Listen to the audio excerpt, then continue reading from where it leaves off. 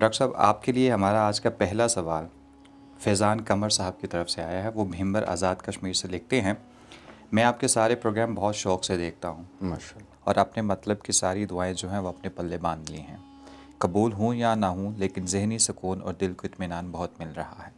پھر وہ فرماتے ہیں، جہاں بہت سے لوگ ان دعاؤں سے فیضیاب ہو رہے ہیں تو سوچا میں بھی اپنی گزارشات آپ کو پیش کروں اور اس بارے میں وہ وظیفے اور دعائیں جاننے کی کوشش کروں کہ جس سے میرا کام بھی ہو جائے۔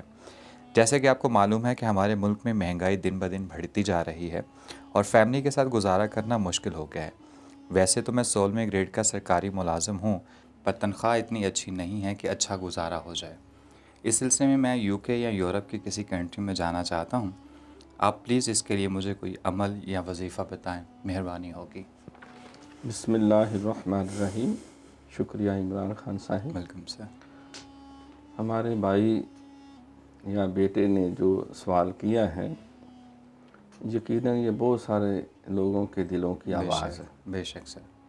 تو یہ ایشوز تو ہیں، بے شک۔ اور دونوں پہلو جو ہے ہمارے نوجوانوں کے اور بچوں اور بچیوں کے پیش نظر رہنے چاہیے کہ ہم جو ہیں وہ بعض اوقات تصویر کا ایک رخ دیکھ کر جو ہے وہ اندھا دھند اس کے پیچھے بھاگتے ہیں اور یہ چاہتے ہیں کہ بس یہ اگر ٹارگٹ آف لائف نہ ملا تو شاید زندگی ہی ہماری بیکار ہے۔ دیکھیں، تعلیم کے لیے شریعت نے کہا ہے اطلب العلم لو کان بالصین، تم جو ہے وہ علم حاصل کرو چاہے چین جانا پڑے۔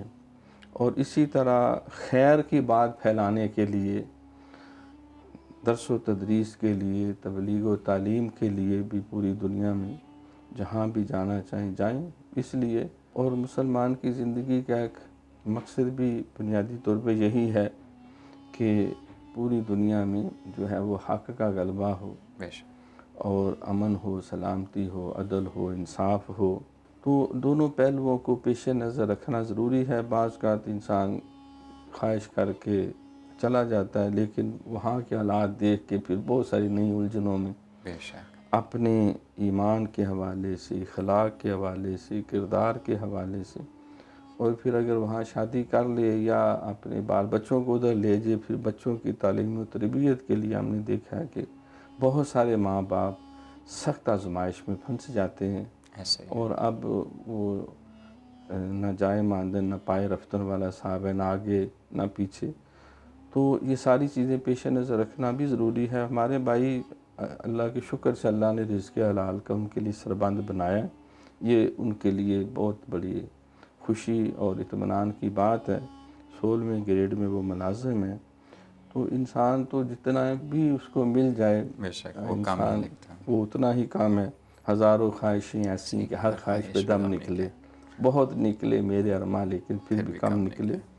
تو غالب نے بھی اسی بات کا یہ اظہار کیا ہے۔ تو کنٹینٹمنٹ از ویلتھ، ایک تو یہ پہلو ہے کہ قناعت بہت بڑی دولت ہے۔ پھر ایک اگلا مرحلہ یہ بھی ہے کہ وہاں جا کے جس طرح لوگ ایک مشین کی طرح وہ پھرکی بن جاتے ہیں اور محنت کرتے ہیں، یہاں وہ 6 7 8 گھنٹے بھی بعض کا محنت کرنا بہت مشکل معلوم ہوتا ہے، اور وہاں 12 12 گھنٹے، 16 16 گھنٹے، بلکہ 20 20 گھنٹے بعض کا وہ ورک کرتے ہیں۔ تو اگر اتنی ہی محنت اور اتنے ہی خلوص اور جانفشانی سے یہاں بھی کرے انسان، تو یقیناً اس کے لیے یہاں بھی اللہ تعالیٰ اپنے کرم، فضل اور رزق کے دروازے کھول دیتے ہیں۔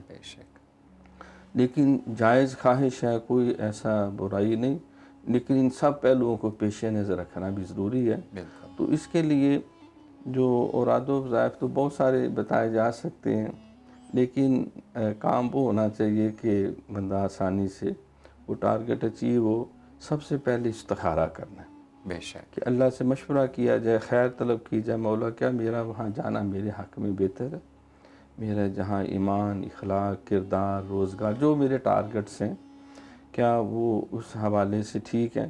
اگر استخارہ میں رہنمائی مل جائے کہ وہاں جانا آپ کے لیے، انسان کے لیے، اس بندے کے لیے بہت مفید ہے، تو پھر جو ہے وہ جائز طریقے سے، یہ جو ٹرکوں میں، ٹینکروں میں گھس کے اور ڈرموں کے اندر اپنی جان کو جو ہے وہ جوکھوں میں ڈال کر، بلکہ the risk of their life جو ہے وہ لوگ کوشش کرتے ہیں، بعض رستے میں بیچارے مارے جاتے ہیں۔ تو کوئی غیر قانونی ناجائز طریقہ اختیار نہ کیا جائے، جائز طریقے سے، اور اللہ تعالیٰ کی خاص مدد حاصل کرنے کے لیے انسان پاکیزہ نفسی سب سے پہلی ضرورت ہے۔ تو اس کے لیے آیت الکرسی جو ہے، اس کا ورد جو ہے یہ بہت زیادہ مفید ہے۔ ہمارے بزرگ فرماتے ہیں کسی بھی جائز کام کے لیے اگر انہوں نے قرآن پڑھا ہوا ہے تو سورہ یاسین، سورہ محمد اور سورہ فتح، یہ تینوں صورتیں پڑھ کے جو ہے وہ انسان دعا کرے، اور ایک کلمہ ہے جو زبان کے اوپر بکثرت پڑھتا رہے، حسبنا اللہ و نعم الوکیل، حسبنا اللہ و نعم الوکیل، میرے لیے اللہ کافی اور وہ بہت اچھا مدد کرنے والا ہے، بے شک، اور ساتھ پھر نعم المولا و نعم النصیر۔